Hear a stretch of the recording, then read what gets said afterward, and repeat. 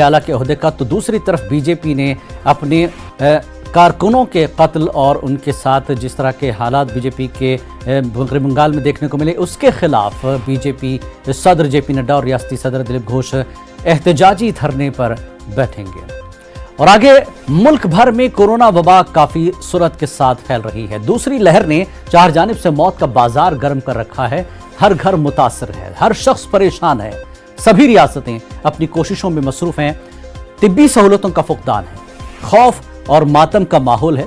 अगर 24 घंटे की बात करें तो इस दौरान 3,82,000 से ज्यादा नए मामले सामने आए हैं। पिछले 24 घंटों के दौरान 3783 अफराद की मौत हुई है, जबकि 3,37,000 अफराद इसी दौरान सेहतयाब हुए हैं।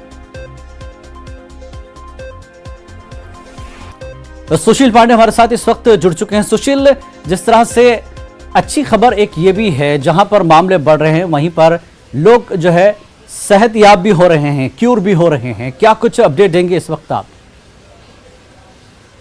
आज देखिए जिलानी, साफ तौर से कहीं ना कहीं राजधानी दिल्ली की बात करें या पूरे देश की बात करें, निश्चित रूप से जो रिकवरी रेट है वो धीरे धीरे बढ़ रहा है और जो कोरोना का संक्रमण है उसमें भी थोड़ी सी कमी देखी जा रही है, क्योंकि जो सेकंड पीक था जो फिलहाल कोरोना के म्यूटेशन का, उस पर थोड़ी सी लगाम देखने को मिल रही है। क्योंकि अब तमाम जो राज्य सरकारें हैं, जैसा आप बता भी रहे थे, केंद्र सरकार है उसने अपना बागडोर संभाला है और उम्मीद यह है कि जल्द ही आने वाले जो हफ्ते हैं उसमें काफी संक्रमण रेट में कमी भी देखी जा सकती है और मृत्यु दर में भी कमी देखी जा सकती है। लेकिन अभी भी फिलहाल जो ऑक्सीजन की जो किल्लत की बातें हैं राजधानी दिल्ली या एनसीआर में, वो बदस्तूर जारी है। क्योंकि कल भी इस पूरे मामले में जो थोड़ा सा लीक से हटके मैं बताऊंगा आपको जिलानी की, हाई कोर्ट में केंद्र सरकार को काफी फटकार भी लगाई गई और केंद्र सरकार के 2 बड़े अधिकारी जो ऑक्सीजन के पूरे लेवल को पूरे राज्य में देखते हैं, उनको आज तलब भी किया है हाई कोर्ट ने।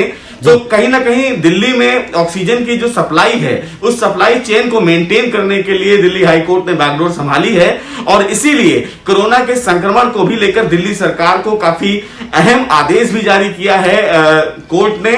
कल फिलहाल उपराज्यपाल की तरफ से यह भी कहा गया है कि इस पूरे चैन को तोड़ने के लिए जिलानी दिल्ली में जो कर्फ्यू है, यानी कि जो लॉकडाउन की स्थिति है, उसको बहुत सख्ती से पालन कराया जाए।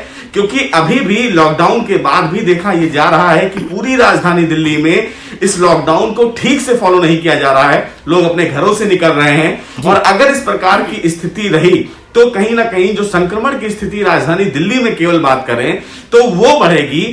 कल जो फिलहाल आंकड़ा आया है उसमें गाजियाबाद, नोएडा, मेरठ, बरेली, इन तमाम जगहों पर जो संक्रमण है वो बढ़ रहा है। लिहाजा तमाम राज्य सरकारों को और साथ ही साथ केंद्र सरकार को लॉकडाउन की स्थिति पर कहीं ना कहीं विचार करने की आवश्यकता है और यही फिलहाल सुप्रीम कोर्ट ने भी कहा है।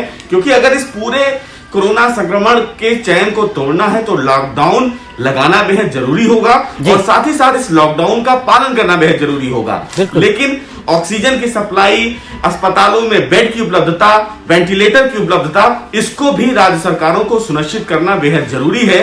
क्योंकि संक्रमण तो तेजी से फैल रहा है लेकिन मरीजों को तय समय पर ना बेड मिल पा रहा है, ना वेंटिलेटर मिल पा रहा है, ना ऑक्सीजन मिल पा रहा है और इसके लिए राज्य सरकारों को उचित और गंभीर कदम उठाने की आवश्यकता है। जी सुशील, एक चीज ये है कि जहां लोग रिकवर हो रहे हैं, लेकिन अभी भी अगर देखा जाए तो 24 घंटे में जिस तरह से 3783 अफराद की मौत हुई है, मरने वालों की जो तादाद है वो ठीक नहीं है। एक तरह से ये तशवीश में डाल रही है लोगों को और आप कह रहे हैं कि लॉकडाउन पर सही से अमल नहीं हो रहा है, तो कमी कहां रह रही है, कहां चूक हो रही है सरकार से?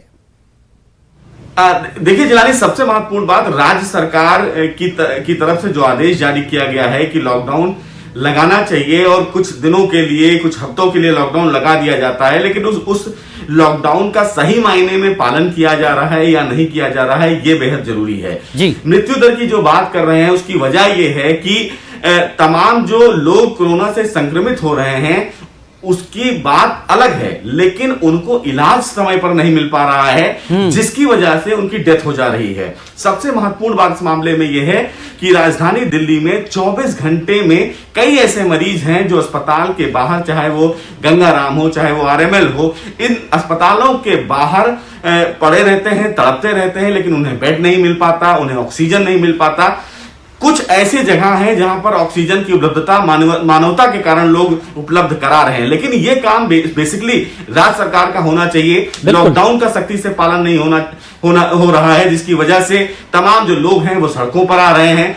अगर इन तमाम चीजों को सख्ती से पालन कराया जाए, इन तमाम चीजों में प्रशासन भी जुटे, सरकार भी गंभीर हो, तो निश्चित रूप से कोरोना के पहले वेव में जिलानी आपको याद होगा बिल्कुल, अब सख्ती की बेहद जरूरत है। अब अगर मजीद इस तरह से ढिलाई दी जाएगी तो मामले खत्म नहीं होंगे और बढ़ते रहेंगे। बहुत बहुत शुक्रिया सुशील इस पूरी बातचीत के लिए। और भाई रुख करते हैं महाराष्ट्र का। महाराष्ट्र में कोरोना की रफ्तार